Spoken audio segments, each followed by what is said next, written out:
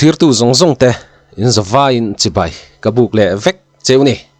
tokin hi August ni somni pasari sang ni somni panga ania nizan August ni somni paruk zing lampang dar som pani chudar ni in carbor vel khanin Mizoram a video viral hat mai pakhat oma chu enge ni kan ti chuanin first class officer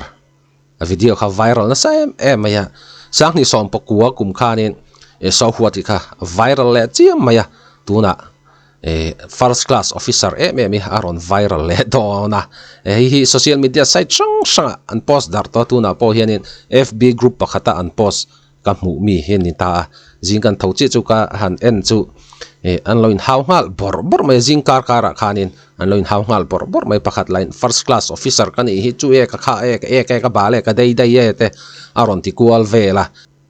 video hi kan play anga ti chon video kan play zo hianin comment then khat an ron drop te ka chiar vele dona tin comment then khat ka chiar chua zon hulama hianin keima mi mal ngai dan he video viral chungchang a hian keima mi mal ngai dan le mu dan te po kha karon soi lang vele don boka le tuna video play photang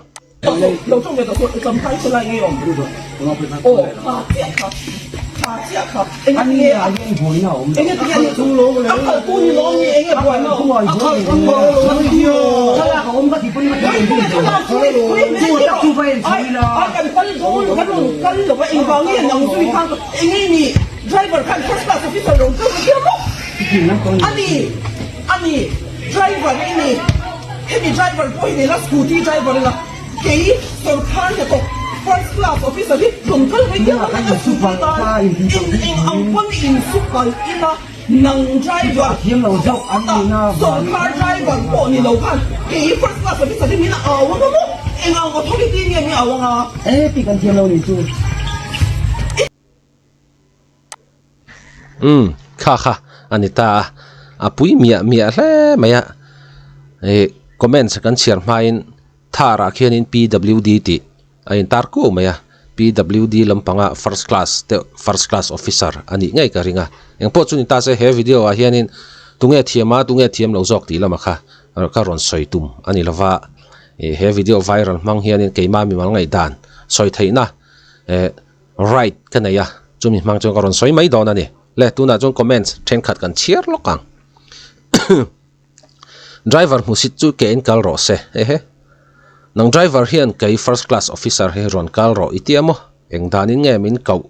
awa han chapo bir ber tak ron ti vele boka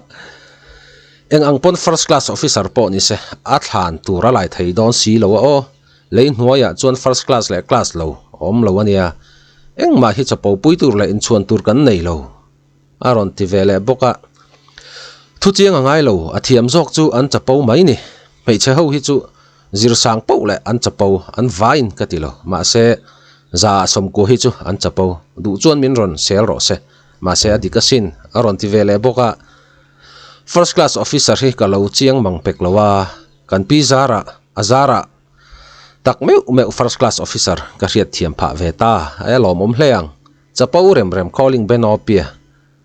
naktuka office akal vele nge yanga an ni rutet tet ang chu kha anita comment si chu azong hi chu chialo meng chan chu atam lu tuka mo ti chuanin ka pi trong kama hel deuh mai panni kane chu ka ron point out dona aba ka chu soiwak ka tum lem chuang lawa ka pi trong kama khanin driver khan first class officer ron kal ro itiamo ati lai te hi kai ka lo hel deuh tlat peka kapi hi first class officer te officer sar te po khani ma se thil riat fu lo pakhat ane ya chu tu te mai po hi kan ei zon na line theu hen first class vek kan ni tekin na for example vai thir chezong po hi ama ei zon na line chon first class dik takane chuan driver mu sit po hi ama line chuanin ama ai zon na line chon first class dik tak ni ya first class kha omle thai chuang lo chumina entira chu tute mai po hi inza ton na hi apoi mo berti kha entira ne chuan in le eng authority in nge min kau ati lai po hi ka hel le khop me ka pi hi first class officer ani na hi a in chuang de ma em o ka tia anuwa khian thar adinga PWD ti entar le hala PWD chungchang chung kina ka soyang chuanin kapi khan eng authority nge min kau aron tia khalai khak ichin ka soyang khanin ka hel deuh tlat peka sarkar officer title awangin mi sut pala thiam chan thaina dan heng sarkar officer ho hian pakhat man nei lo ni officer an ni awangot in sarkar motorin mi private motor net in supal ta se thiam chan thaina dan a khan nei ngot lo first class officer hianin ani na a title hianin a chan him zo don lo chuta tak chuanin eng authority nge min kau ati lai taka hianin human rights authority in ka kau che ti ve mai tur nia driver lampang site hianin mase an shelo te po chu ni ve thei thawa chulai chu human rights hianin human rights authority in ka kau che ti se chuan sarkar motor le te khin na sarkar motor le private motor kan suta first class officer hi lo chuang ta se chuta chuanin thu kha soyangai ni ta chuanin first class officer hi du chuang kan kau thla thei du chuang kan kau thla lo thei ani na driver lampang site ina an kau thla ka kha a ho maya first class officer driver khan first class officer ron kal ro itiamo ti te eng authority nge min kau ti te kha atong kam man anita khalai kha ka pi hen riat